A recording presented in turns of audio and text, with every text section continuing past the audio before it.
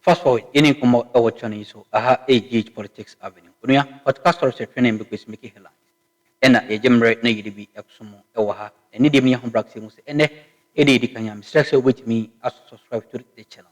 Hit the notification bell no so shima me. Why ya na wa share na afofo so ensa etumi akambi. Eni dem ya ho brak se mu yembo enwura eye political highways ni ma. Unia e jedema enye asem koto akra. Na ye ko eye highways no studia na eye OSP aso eye expose a obeye efa XML ma His Excellency John Dramani Mahama etimi gina no tumi so e de terminate sa contract no e free GRA no ene ababontia babede di se sa ne findings a we ye nyina na eye mfumso bebre ena ewo wo ho na mistakes a hodo bebre ena ewo wo ho a onu enya asem koto akra amena o ka say eye lawyer for eye XML wababontin etimi ababe deny eye allegations a eye OSP editor no so and editor XML so say adwuma no se be so se be nya Office of the Special Prosecutor, which concluded that there was no justification for the contract and that its scope and financial terms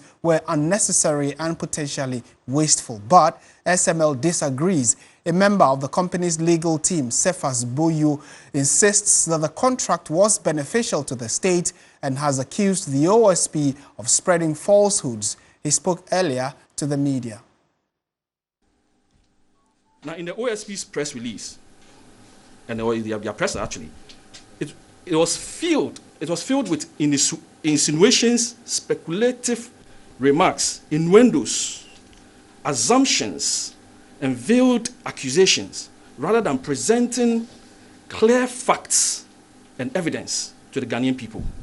Deliberate misinformation in the guise of investigation, and then also distortion and political coloration by the OSP of the facts concerning SML's operations, ownership, and institutional collaborations.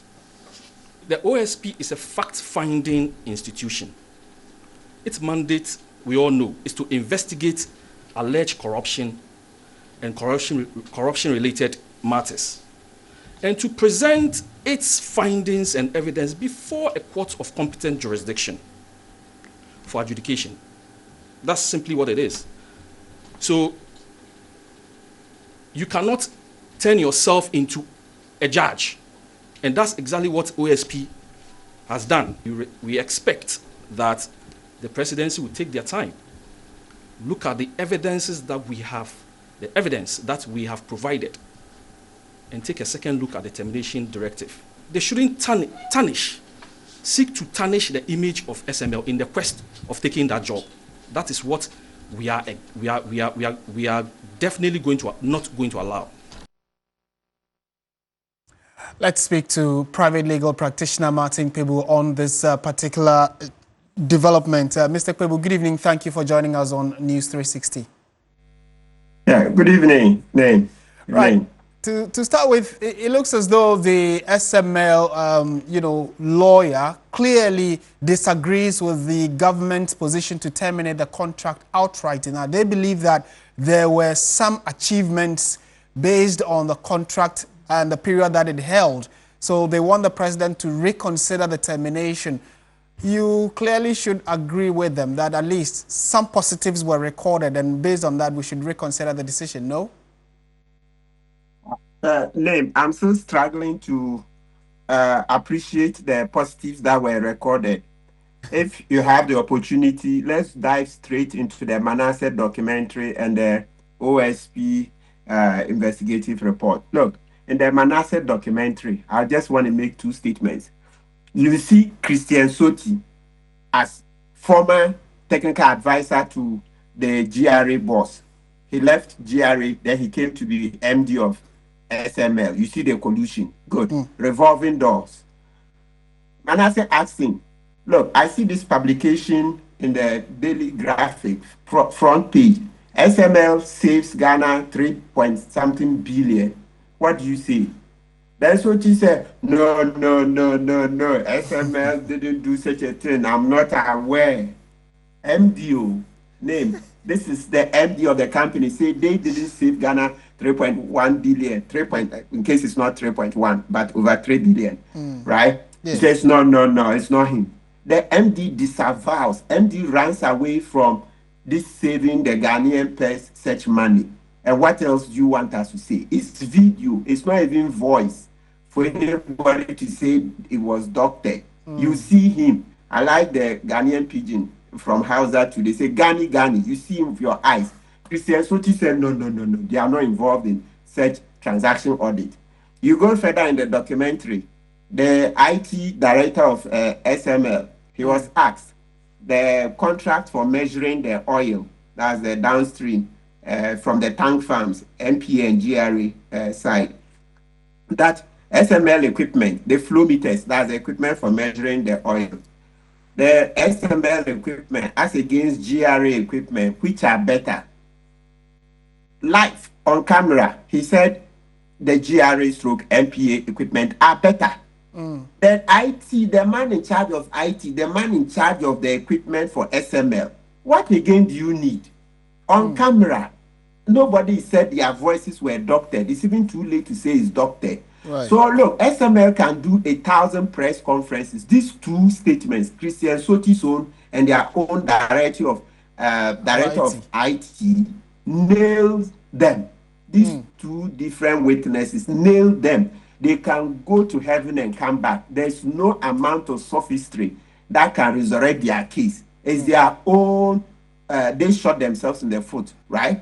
Then now let's go to the OSP report. You see around paragraph, and this equipment not working, defective equipment, etc. They are covered under paragraph 215 of the OSP report, and then paragraph 212 and 213. Now let's come to the side where Oforiatta is roped in. You see paragraph 112 and 113.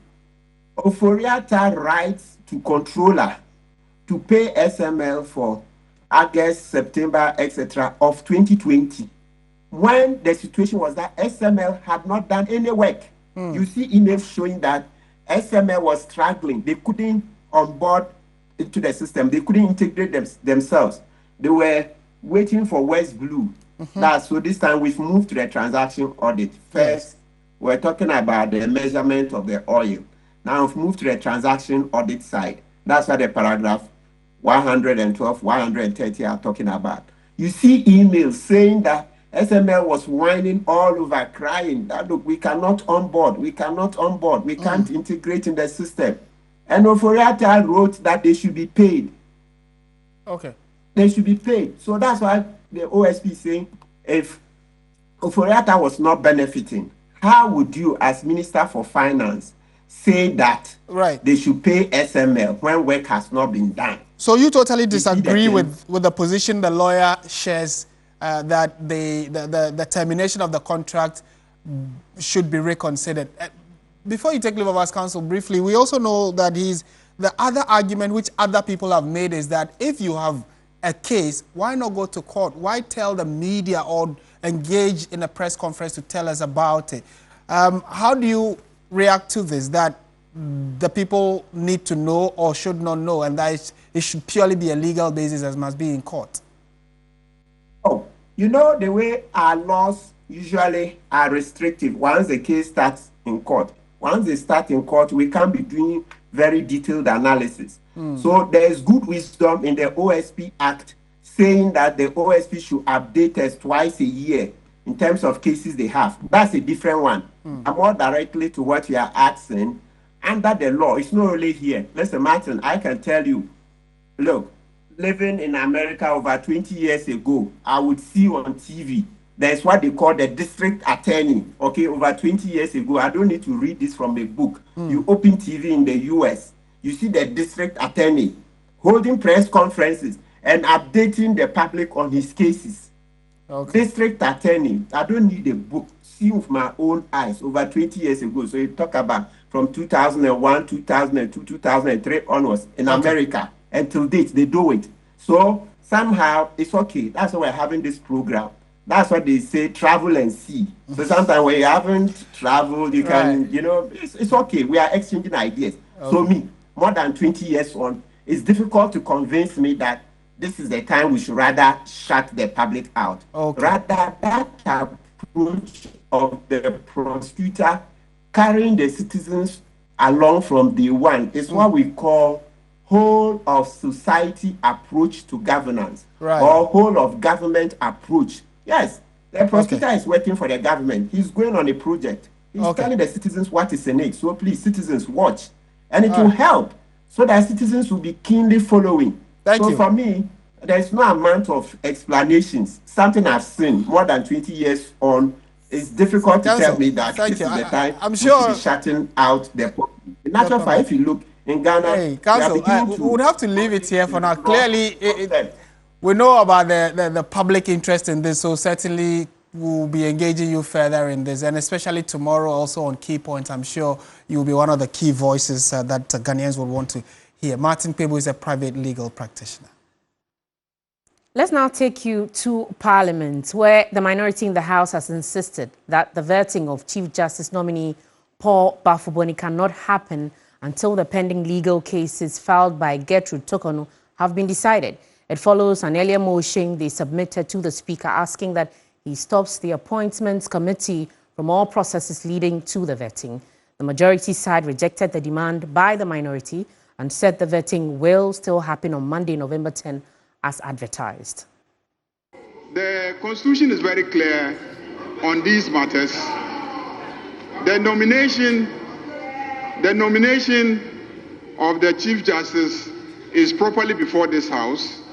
It has been referred to the committee, and the committee will sit on Monday.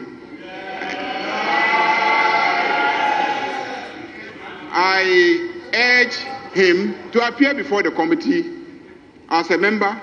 You can ask all your questions. The Chief Justice nominee is ready and available and willing to answer all questions put to him, and very, very capable. I dare submit that the man who is going to be nominated himself is conflicted. He is in conflict. How can you, who knows that that office, the occupant, is being denied her human rights, and you are supposed to empanel, you are refusing to empanel, yet this House should bless you with the benefit of vetting. We want to bring it in the context of the Business Committee report and invite the majority leader to graciously withdraw that aspect of his submission to the fact that on Monday there's going to be vetting. We will not support a report, that business committee report, that has an aspect that says that there's going to be vetting. That vetting will not happen. It will not happen. You must follow due process. Follow the law. Do the right thing. We, the minority, will not shut our mouth. You can follow due process. That's all.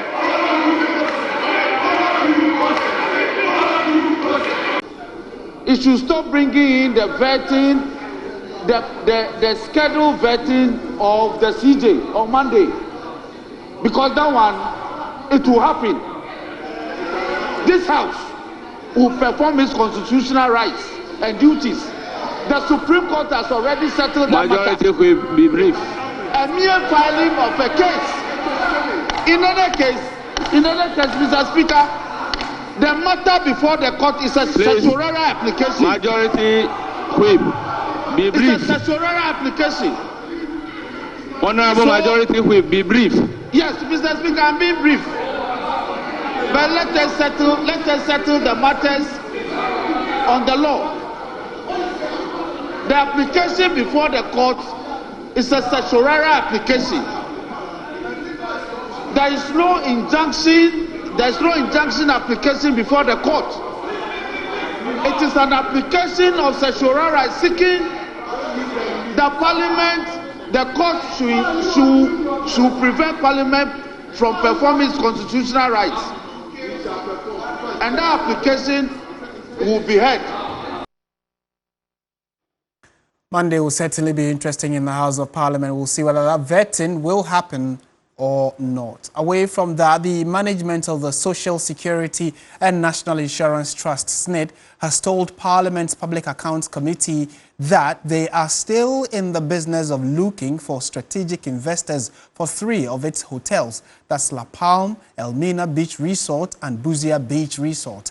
Deputy Minister of Finance Thomas Nyako Ampim assured that the search for new investors for these 3 hotels will not involve politically exposed individuals.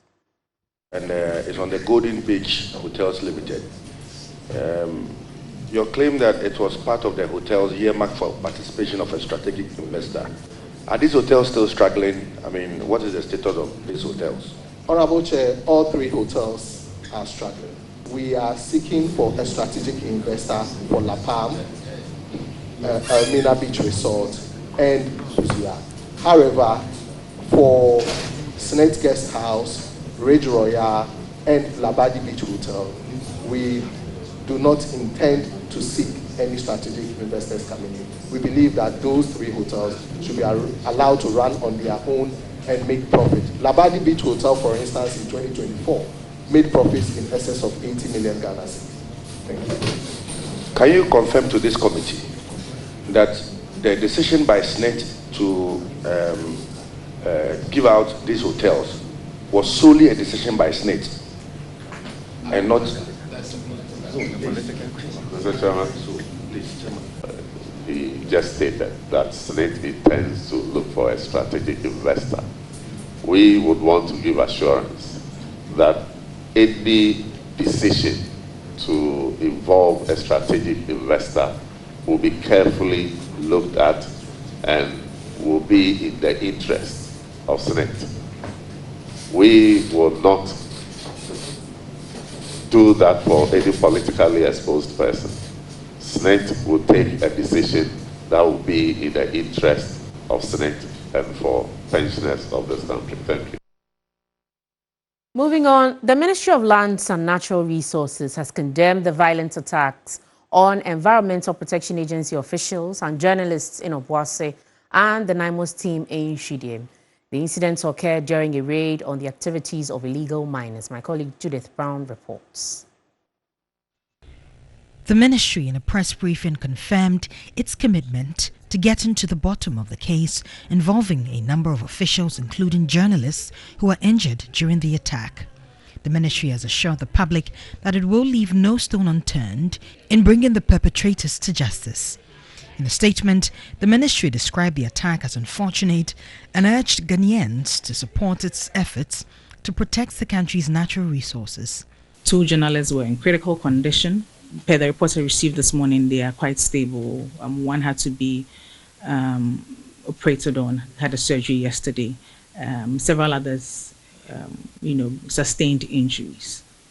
Again, this incident is unfortunate.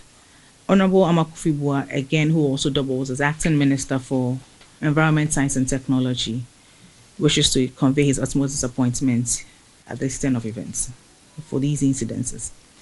And he wishes to make it clear that he remains resolute and unperturbed in his resolve to deal with the matter on hand. Mining is not illegal. Mining is viable. Mining is a legal activity. However, the illegalities in the trade, mining in water bodies, near water bodies, mining in forest reserves, mining by the roadside, mining without permit, those illegalities are considered criminal. And those illegalities are not going to be tolerated. The ministry also indicated that investigations have begun into a separate incident during which illegal miners attacked personnel of the National Anti-Illegal Mining Task Force, NIMOS. Whilst this incident is unfortunate, NIMOS remains poised and sends warnings to all galamseyers to desist from such acts in the future. Colonel Boa, the Director of Operations 49 was has indicated, and he's reiterated that the efforts to combat illegal mining is going to continue regardless of this incident. Now, following all of this report, the Minister for Lands and Natural Resources, Honorable Emmanuel Akuffo, immediately notified the Speaker of Parliament and the Interior Minister for swift and urgent investigations into the matter. Honorable Boa has vehemently condemned this act. He's described it as unacceptable and an affront to state authority. While swift action was taken in the aftermath of the Hwidiem attack, including the arraignment of the Sutifi North MP, the latest incident has added on to the concern for the safety of officials, journalists and even the military in the fight against illegal mining. Judith Brown, TV3 News. Now, the youth of Hwidiem have refuted allegations that they attacked members of the National Anti-Illegal Mining Operations Secretariat Task Force, which is the NIMOS Task Force. According to them, the incident was carried out by some youth from a nearby town. The chairman of the Hwidiem Youth, Kojo Ǎnĝrily, stated that the many young people in the area have begun fleeing the town out of fear that the task force may return to retaliate. Hwidiem people have mobbed or beaten and security personnel. Because of that, the reason why we are doing this conference is that it has somehow happened at the Jabawasi. So people are combining that what happened there is the same thing. No. Some people are trying to leave. Yes. So people are living in fear. Can't you see? People are living in fear. They are running away the town because they know that the soldiers will come to revenge. So both women and everybody is scared in this town. Haven't you seen when you came? People can sleep, people can live. They are hiding around because they know that and heard that they say security service. They have teamed up to come operations to this town. We've noticed that and we've also heard that. So we are pleading, the media, please help us. Let's send this news so that those who think Hwidiem is in Rambo or Hwidiem is in Rambo side, it's not like that. Hwidiem is peace. Hwidiem is peace now and forever. We are engaging the government too. Have you seen all these people around? They have nothing doing. They are all bleeding to eat at this area. So we are urging the government. We and some who wrote me cause or channel. So Mamma so Jim the Senate or body and don't be a dominion. Unia, it was some bow rem not as we. AGH Politics Avenue.